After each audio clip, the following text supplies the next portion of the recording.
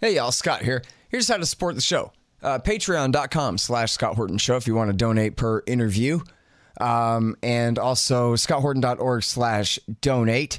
Anyone who donates $20 gets a copy of the audiobook of Fool's Errand. Anyone who donates $50, that'll get you a signed copy of the paperback in the mail there. And anyone who donates $100 gets either a QR code commodity disc or a lifetime subscription, now only for $100, not two, a lifetime subscription to Listen and Think audiobooks, libertarian audiobooks, listenandthink.com there. So check out all that stuff. And of course, we take all your different digital currencies, especially Zen Cash, and all the different kinds of Bitcoins and whatevers are all there at scotthorton.org/donate.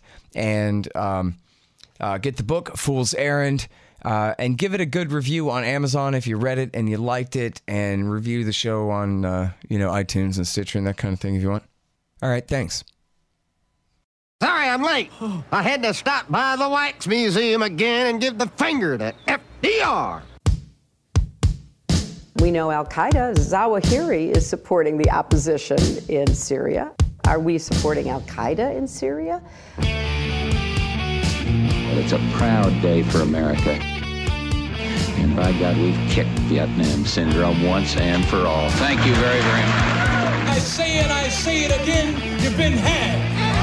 You've been took. You've been hoodwinked. These witnesses are trying to simply deny things that just about everybody else accepts as fact. He came, he saw, he died. Well, we ain't killing their army, but we killing them. We be on CNN like, say our name, bitch, say it 3 times. The meeting of the largest armies in the history of the world. Then there's going to be an invasion.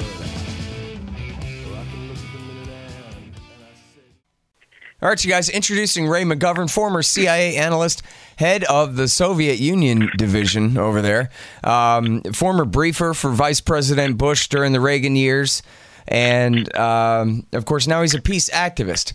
He's the co-founder of Veteran Intelligence Professionals for Sanity, and sometimes he goes to jail for protesting horrible things like torture.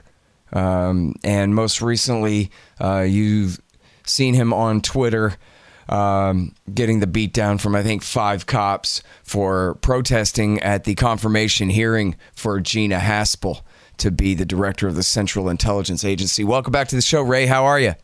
Thank you, Scott. Much better than it was yesterday. I'm glad you're out of jail. When'd you get out?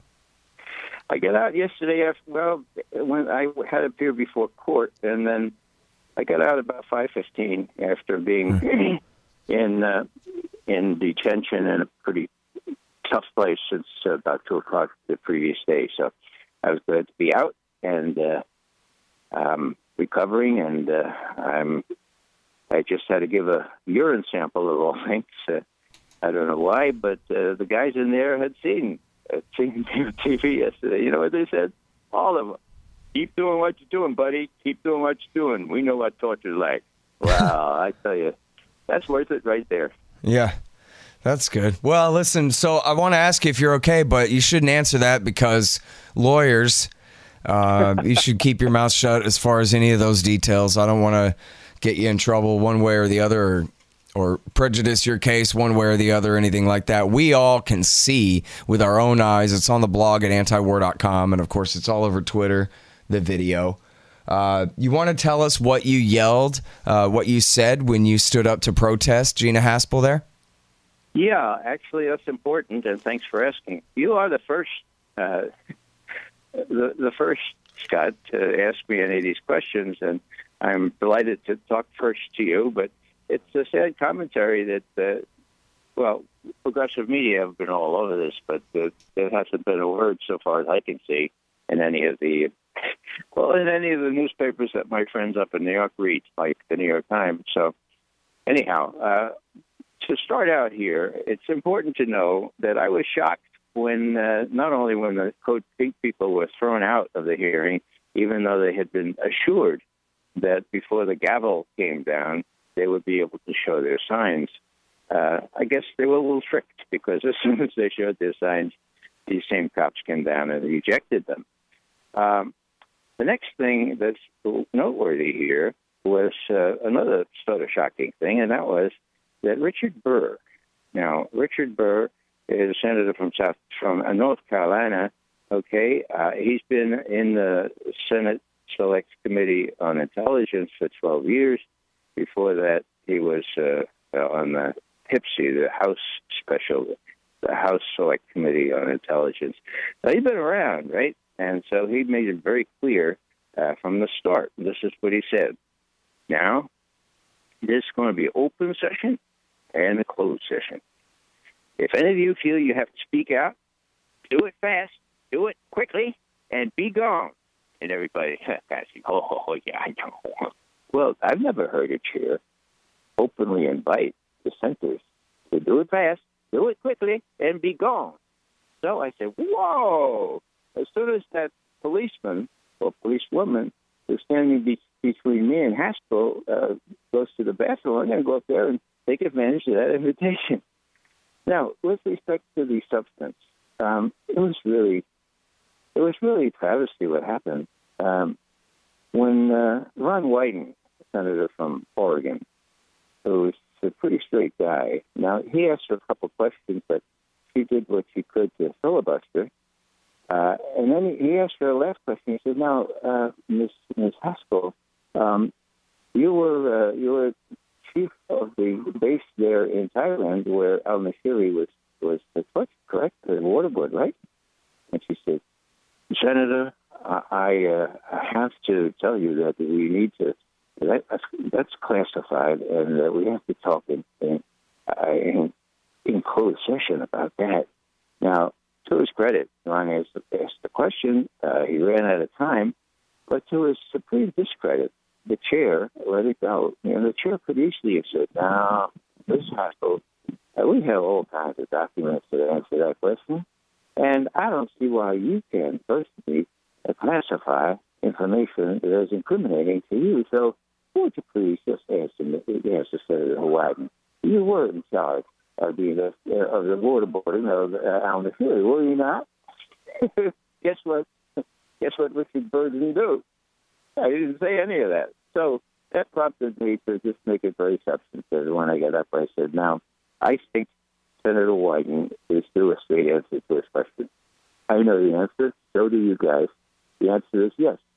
She was in charge of the waterboarding of al-Nashiri, period. And that's provable in many lists. It's in the open record. So the notion that she would make that classified to protect not to protect the innocent, protect the guilty, and that this august body of the Senate would settle for that and move to closed session, which I guess they did when I was in jail. It's just a travesty in the whole thing. Last thing I'll add here, Scott, is that Richard Burr was the ranking Republican on the Senate Select Committee on Intelligence, chiefly goes by the Senate Intelligence Committee, okay? When it came to the end of the investigation, 4 years plus, based on CIA original documents showing the heinous, showing the unspeakable, rectal feeding, never recommended by any doctor. Rectal hydration? Well, in a rare case where that's indicated.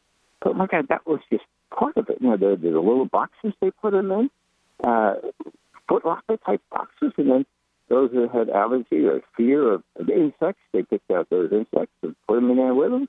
The waterboarding and the slamming on the walls and the deprivation of sleep.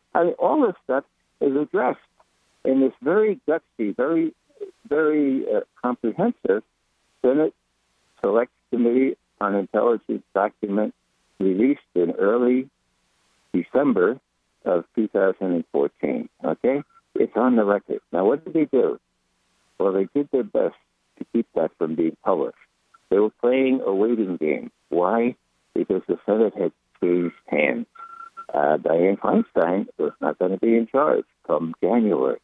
And so John Brennan, the head of the CIA, in cooperation with a fellow named Obama, with full cooperation from a fellow named Obama, who sent his chief of staff, McGovern, to every one of the key classification or sanitized succession and was an incredible obstacle to the release of the report, they fought it tooth and nail. What Dianne Feinstein did was to appeal to Harry Reid, right? He's the head of the Senate. The police call Obama and say, this thing has been redacted to a fairly well. It still needs to get to the American people. Would you please call the president and tell him that? Now, according to Harry Reid, he did call the president. And listening to the president make these made-up excuses of why not even the redacted summary could be. The redacted summary came to about 500 pages. The whole thing was over 7,000. Why it could not be released? And what Harry Reid said to him was, Mr. President, I just wish you could hear yourself, what you're saying here. We're going to go forward with this Senate report. Now, what happened? Well, it came down to the wire. Okay? Was Dianne Feinstein gutsy enough to put the report out on her own recognizance, or whatever the right word is? Well, I don't know. But what happened was Mark Udall, senator from Colorado, lost his re-election bid. And he was, with Wyden, one of the supreme opposers of torture. And so it's not, I don't know this from documents, but it became very clear from watching the play-by-play that Udall went to Feinstein and he said, look, Dianne, this is really important. The American people get to know at least what's in the executive summary. Look, you got to tell the president that I'm prepared to read the executive summary from the floor of the Senate. I have protection for doing that, and I've lost my re-election bid. I have nothing to lose at all. So you tell him, you got a choice. Udall reads it from the Senate floor, or you release the redacted version. So what happened? Obama called, well, I don't know this for sure, but seems clear. Obama calls John Brennan and said, oh, John, I got good news for you. Udall's got nothing to lose. He's going to read it from the Senate. My God, I guess we have to do the redacted, release the redacted version. I'm sure John Brennan, no, what's it? Blah, blah, blah, blah, blah, blah. And Obama, of course, had really no choice. He released it. So, who was coming in to be the chair? Oh, a fellow named Richard Burr, senator from North Carolina, who was the ranking Republican. And when did he take office? Well, in January, when the Senate turned into the Republican majority. Now, does anyone remember the first thing that Richard Burr did? Well, I'll tell you.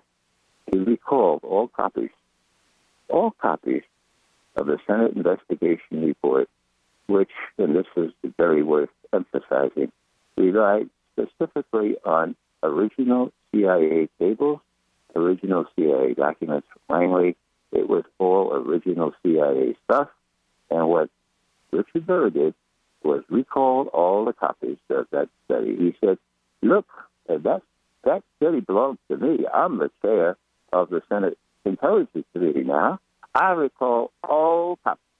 Now, you think, I wish this were funny, did you think that Gina Haspel would lose this back? Do you think that she would say, oh, no, we have to keep one for our Inspector General? No, she would. I'll bet that if she had any say the reaction to this, she said, yeah, sure, here it is. Well, I'll hand deliver it to you, okay? So, has that Senate Intelligence Committee report evaporated? Well, there's said to be one at the Obama Library.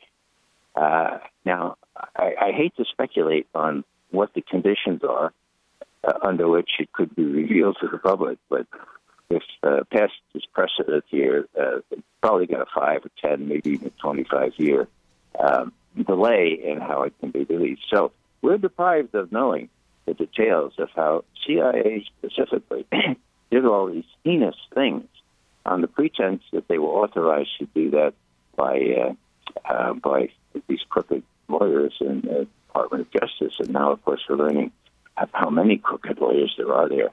Suffice it to say that this can be said with certainty. Waterboarding is torture. Waterboarding is a crime. We prosecuted and put long sentence terms behind Japanese soldiers and officers who did that. And even in our own country, we have convicted. People have done that in our own prisons and in Vietnam. when one of our soldiers was photoed waterboarding. He was brought up on charges and did a long sentence in a military prison. So waterboarding is illegal. And the last thing I'll say here is that, these things are not wrong because they're illegal. That's the wrong way to look at it. They're illegal because they're just wrong. I mean, human beings don't do those kinds of things to other human beings, whether they work or not, and they don't. You just don't do those things. And when I was in college, I went to Fordham University, it's a Jesuit university. We did a lot of theology, a lot of philosophy, and there was a course on ethics. And a category of evil was described in very, very specific terms. We called it intrinsic evil. Always wrong. Always, always wrong. No exceptions. And into that category, I remember distinctly, were three. One was slavery. One was rape. And the third one was torture. Now, where are the religious leaders today? Where are they?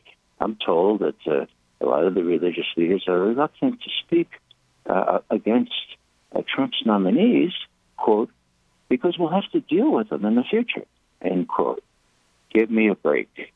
So, the religious authority, the people that other people would tend to look up to for moral guidance on this kind of thing, have done exactly what the bishops did. The Lutheran and the Catholic bishops did from starting in 1933 till the end. They didn't want to oppose anything because they wanted to keep the churches open. Well, that's the wrong way to do it. And there's a vignette that I maybe is so appropriate, I'll include it.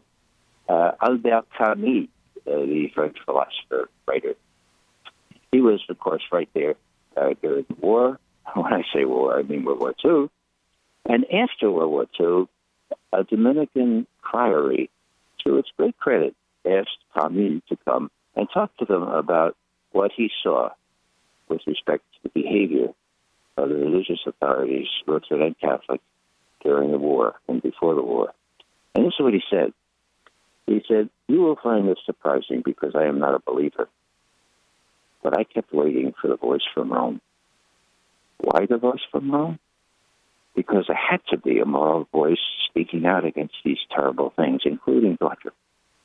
Now, we heard no voice, but later, when I inquired, I was told, but there was a voice. It was a voice from Rome, and it came in the form of an encyclical. And so Camus, said, "What's an encyclical?" And I was told it's the supreme voice of the Vatican on matters of moral ethics. And so I asked, and I said, if I didn't know that, and if none of my friends heard what was in the encyclical, whose fault is that? Okay? So all I'm saying is that churches, synagogues, even, their mosques, can speak really flowery words about these things and condemn torture, even though the Catholic bishops have not, even though there's no coordinated or conference of bishops or anyone that has spoken out on this. But they can, but if they do it in a sort of a philosophical treatise, usually over 100 pages, called an encyclical, well, that's almost deliberately depriving the person in the street from knowing what the answer is. The answer is torture is wrong. It's not wrong because it's law against it. There are laws against it, of course, but there are laws against it because it's wrong. It fits into the category of intrinsic evil, and when colleges, like my own, let it slip out of that category. And it pained me to know that when John Brennan, arch promoter of Gina Haspel, and also fully cognizant and a defender of kidnapping, otherwise known as rendition, and torture from friendly services. When he was named the commencement speaker at Fordham University and given, get this, an honorary doctorate in humane letters, I mean, it's almost like a travesty. When seniors who were graduating that year went to the president of Fordham and said, "Look, this is beyond the pale. It's can't have a torture advocate giving the commencement address. You shouldn't give him an honorary degree. And the president of Fordham said, well, wait a second now. Torture is a gray area. Now, that pains me greatly because if torture is a gray area at Fordham or at other Jesuit universities, the 7 grandchildren that still haven't chosen a college, my 7 readers and my 7 grandchildren, I can't recommend that they go to my alma mater. And that pains me greatly because I learned a heck of a lot of good things there. First and foremost, a moral compass that not only allows me but compels me to speak out now. So, Ray, what did you say when you stood up in protest at the hearing? Yeah, thanks for asking. What I said was this. Senator Wyden is entitled to a straight answer to his question as to whether the nominee was in charge of the waterboarding of al-Nashiri. Now, it's an open secret that she was there in Thailand during this.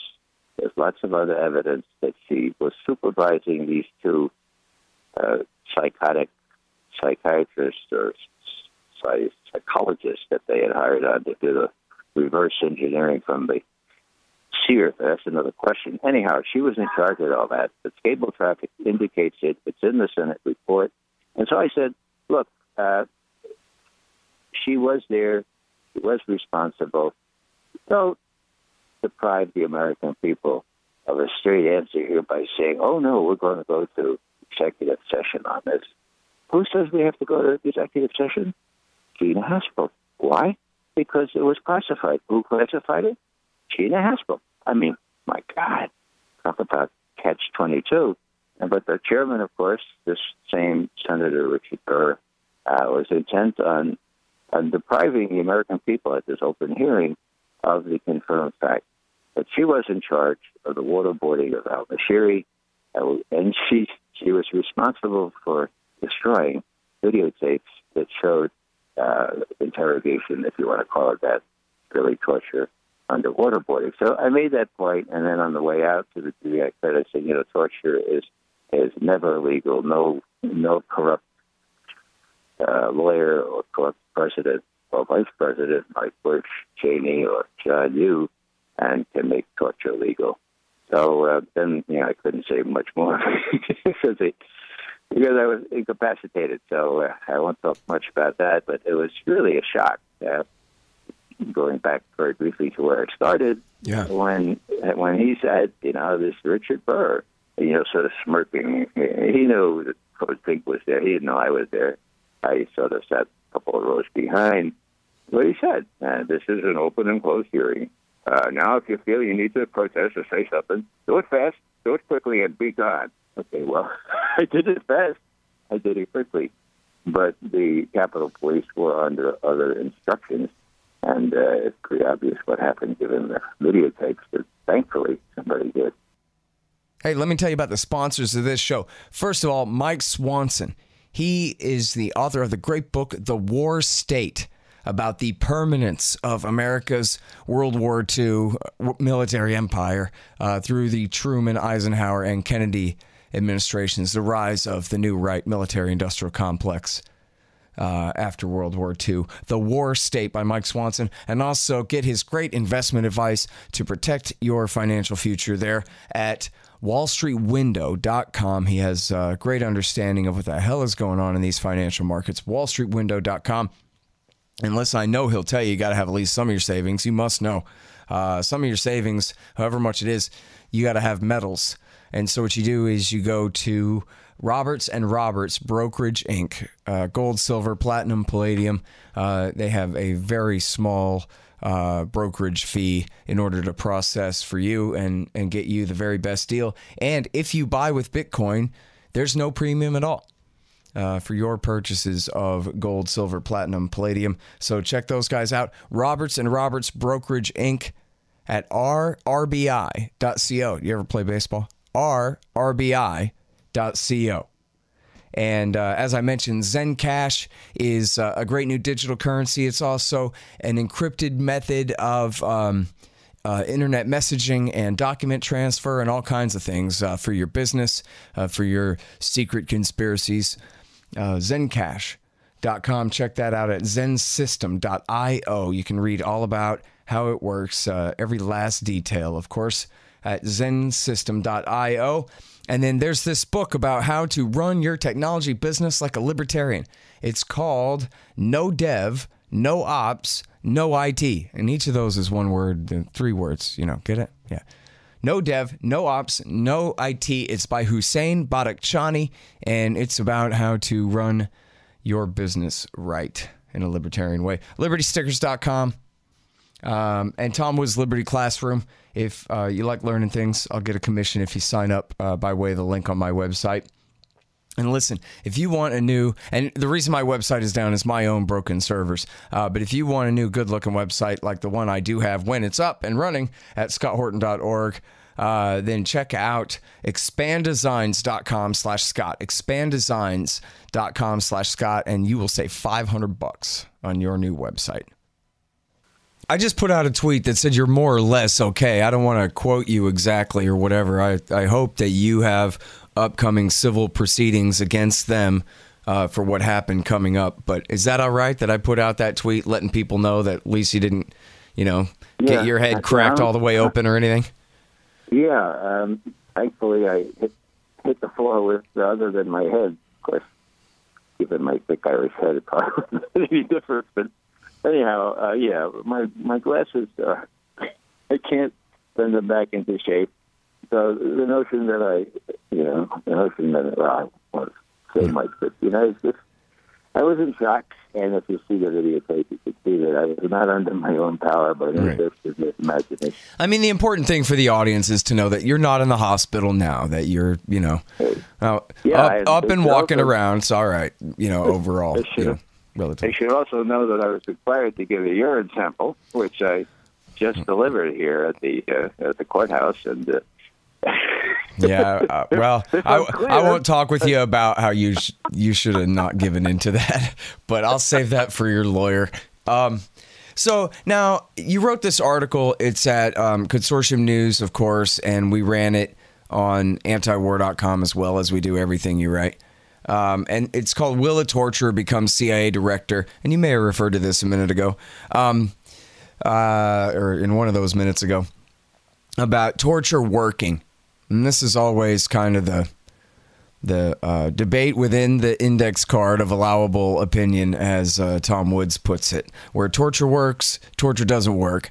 For getting good intelligence is sort of baked in usually to the argument and just taken for granted that, well, that's the only reason the CIA would ever want to torture anybody, right?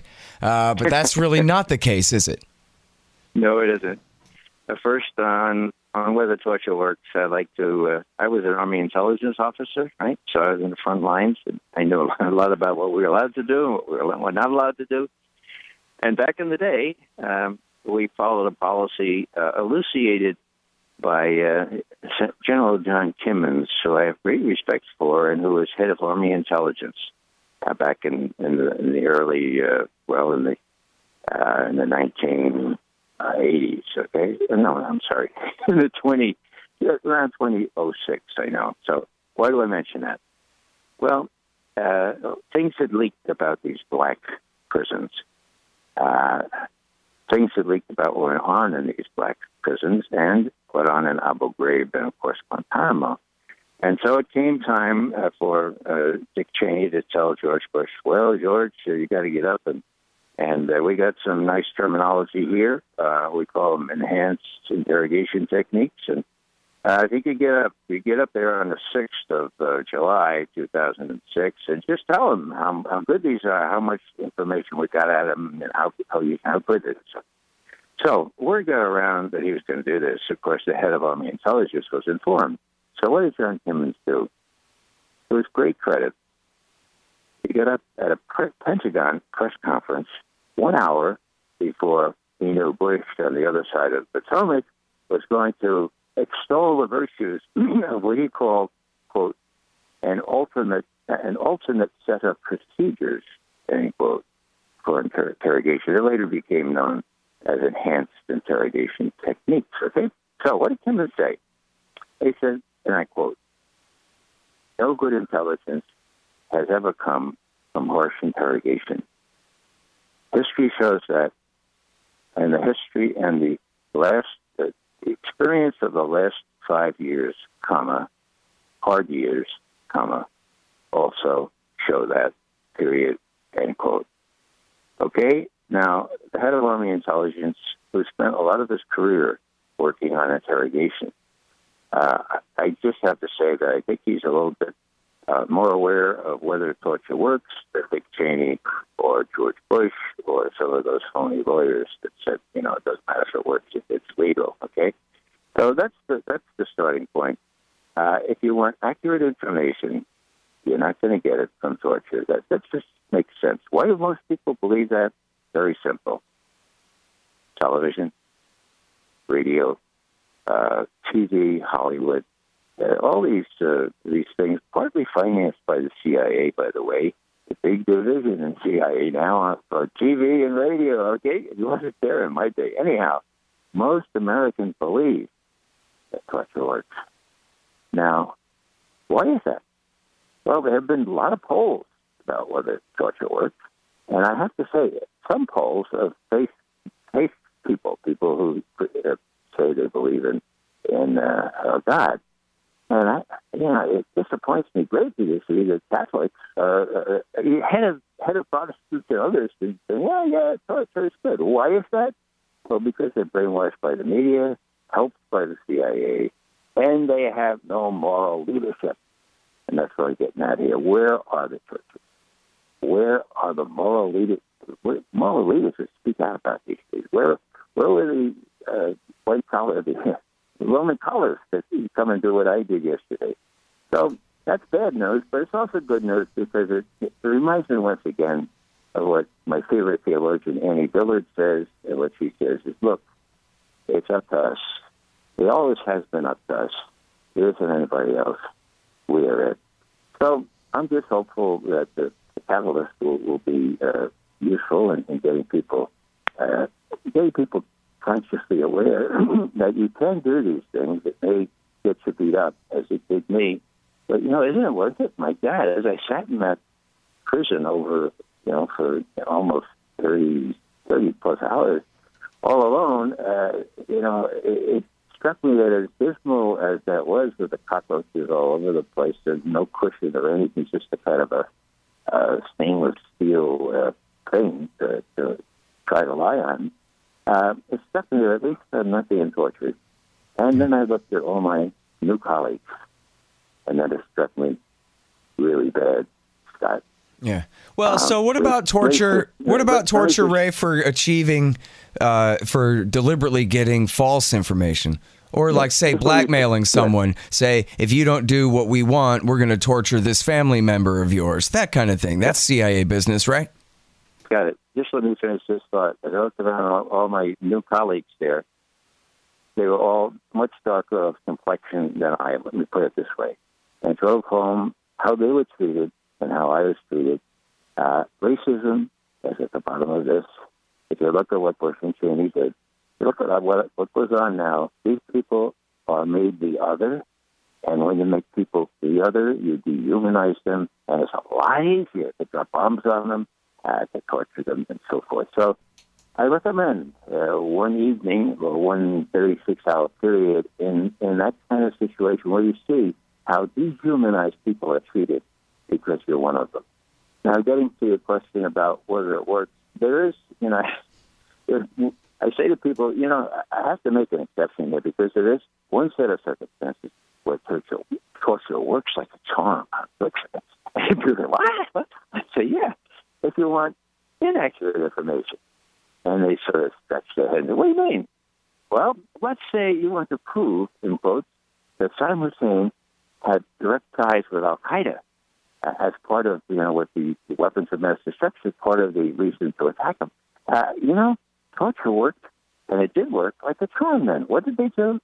They got this Libyan terrorist named al-Libi, and they kidnapped him and sent him off to the Egyptian service. We call them friendly services, right?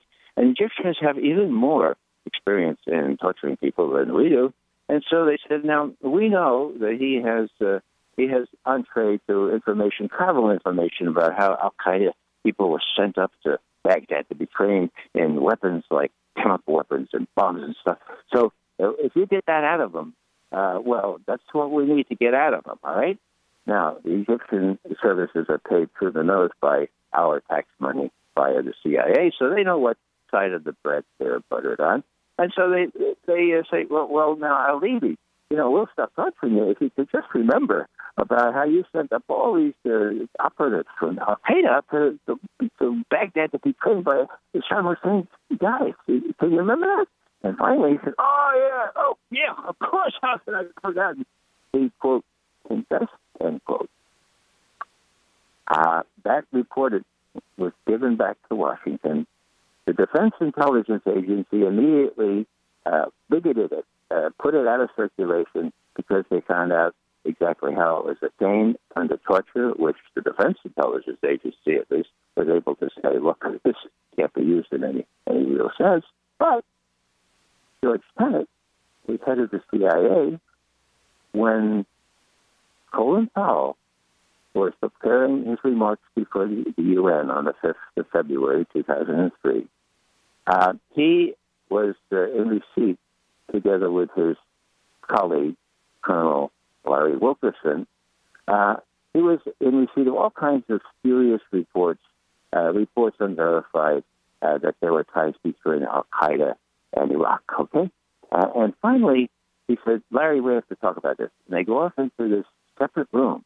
Now, I don't know, Colin Powell must be the most naive guy in the world, but if he thought that he could conduct a confidential conversation with his chief of staff in a room right off the director's conference room that wasn't barred, well, Colin Powell is more naive than it. Anyhow, they had this conversation. He said, I'm going to throw all that stuff, Larry. And Larry said, yeah, I was praying into it. It's all bogus. So they come back in the room, and Powell announces to George Tenet what they decided. We're not going to include any spurious reporting about ties between Al-Qaeda and Saddam Hussein, because what you have served up is trash, okay? Oh, guess what? In comes a messenger with a new table from the field, characterized as a new table, and guess what it was? It was Al-Libi's report, already discredited by DIA, and George Tenet says, now look, just by great luck here, we have this new report. Now, again, whether Colin Powell was so naive as to say, oh, no, darn it, okay, so we'll put it in. Whether he really believed that or not, Larry Wilkerson suggests that he was really deceived blatantly by George Tenet on this. In any event, the final words were, there is a, quote, sinister nexus, end quote, between Al-Qaeda and Saddam Hussein. That's the way Powell said it in his speech. Together with the other trash, it was an insult to people's credibility. It was just kind of a beyond-the-pale presentation, shown to be wrong in every respect, but lucid about as the last word, the final indictment of Saddam Hussein. We really need to destroy all those ties between Al-Qaeda and the weapons of mass destruction that didn't exist, and we have to do it now. And we have the New York Times, Washington Post, Wall Street Journal singing the same song now about Iran and about Russia. And I can't believe that memories are so short. Well, it's only 15 years ago. Can I throw in here too, for those who were too young or were on the wrong side of this back then, don't remember exactly in some context, that one thing, Zubaydah also made up lies about Iraq under torture, but more importantly, Zubaydah, I guess Libby too, but Zubaydah and Khalid Sheikh Mohammed made up dozens of lies about plots that were used as basically a gigantic psychological warfare campaign against the American people all throughout 2002. Orange alert, banks are threatened. I remember listening to AM radio, top of the hour news. Al-Qaeda, intelligence sources say Al-Qaeda may target a school somewhere in Texas. right, where there's about 50,000 schools. So everyone be on high alert. And this was all about just keeping everybody's mom afraid in the run-up to the Iraq War. Even though it had nothing to do with Iraq specifically, it was just pretending that there was some gigantic Islamo-fascist caliphate out there that was coming for us. Yeah, it not only did all that, but it sent FBI, Homeland Security, CIA researchers off on 1,100 wild goose chases. Okay, right. Yep. It was just so spurious and so and so deliberate. So deliberate that they did that too. It was a war against the people of the United States so that they could get away with this invasion of Iraq. That's correct, and they did. Right, that's the big thing. They did, and the people responsible for keeping the truth from the American people are still in place. The head of the op-ed pages of the Washington Post, Fred Hyatt. You know what he said after it all came down? He said, well, we reported that there were weapons of mass destruction in Iraq. That's like fact. And if there weren't, then we probably shouldn't have reported that they were. One would say, well, maybe he should step aside and go teach English somewhere. Yeah. But no, he's still running that op-ed pages. But let me just say another word here. The 9/11 course, the 9/11 experience, of course, was at the core of all this because literally and truly, the expression you've heard 100 times, after 9/11, everything changed, is true. And as I watched some of my old CIA colleagues, people I worked with on the President's Daily Brief, people who I respected in those days and respected me, appearing in defense of Gina Haspel, that cuts to the quick. I mean, that's a personal thing, saying, my God, Charlie Allen? There's no harder worker than Charlie Allen. No more industrial. He had a lot of integrity back in the 70s and the 80s. So, what's going on here? But what I want to say here before I forget is that during the 9/11 Commission proceedings, there were a bunch of these staffers trying to find out why they did it. And they had already identified Khalid Sheikh Mohammed as the mastermind, okay? Whoa! In the middle of their investigation, before they did their final report, they read in the Washington Post, the CIA didn't tell them, Khalid Sheikh Mohammed has been caught. He's been apprehended, and he's being debriefed. Okay, so what did he do? Well, he said, hey, here's the mastermind. Can we go talk to him? Can we find out why he said he did this? And the CIA said, what, are you kidding? It's our source. If you want to give us some questions to ask them, yeah, we'll do that. But no, we're not going to let you or anybody else anyway. Here. Okay, so what happened? They give them some questions. I said, why did you do it? And the answer comes back.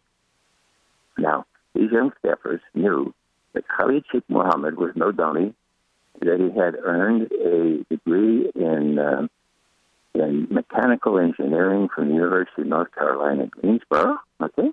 And so, being an analyst, they say, oh, maybe he had an affair of the heart here, or maybe people in North Carolina call him a towelhead, or maybe that's what's the reason for his animus. That's why he knocked down the prison. Give me a break, but that's what they thought. Okay, so what appears at the top of page 147 of the final 9/11 report? Okay, here's the sentence, and I have it committed to memory. Khalid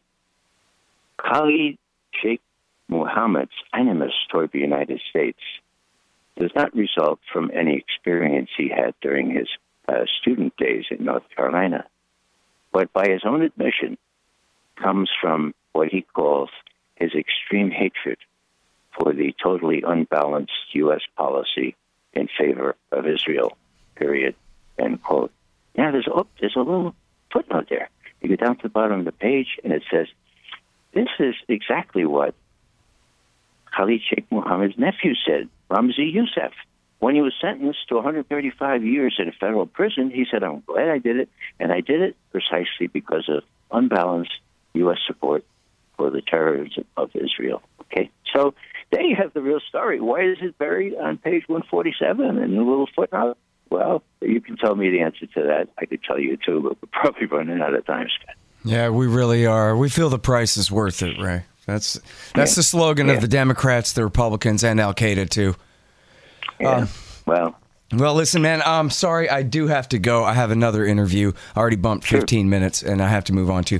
But thank you so much. I'm glad that you're not in the hospital, that you are more or less okay. And I do hope that you sue them. And I do hope that you know that you're a hero to me and to a lot of other people who are all very interested and care a lot and really look up to you for all your efforts. In writing and in your personal protests and putting your neck on the line the way you do. Yeah. Please don't call me hero. One of my well, you are a former CIA guy, so. Dorothy Day, who said, "Don't dismiss me so readily." Once somebody calls you a hero, other people say, "Well, I couldn't do that because I'm not a hero." I'm not a hero. I just defend my oath to the Constitution of the United States to protect that Constitution against all enemies. A lot of us do that, and certainly I'm not the only one out there risking. All right, well, you do brave work, and I sure appreciate it, and so do a lot of other people. So thank you again, Ray. Thank you, Scott. Bye Take care. All right, you guys, that's Ray McGovern, raymcgovern.com for his everything. And also read all he writes at consortiumnews.com and at antiwar.com. It's original.antiwar.com/McGovern. The latest is, will a torturer become CIA director? All right, so you guys know the deal. Foolserrand.us for the book, scotthorton.org, and youtube.com/Scott Horton Show for all the interviews, 4,500 of them now, going back to 2003 for you there. Read what I want you to read at antiwar.com and at libertarianinstitute.org, and follow me on Twitter at Scott Horton Show. Thanks.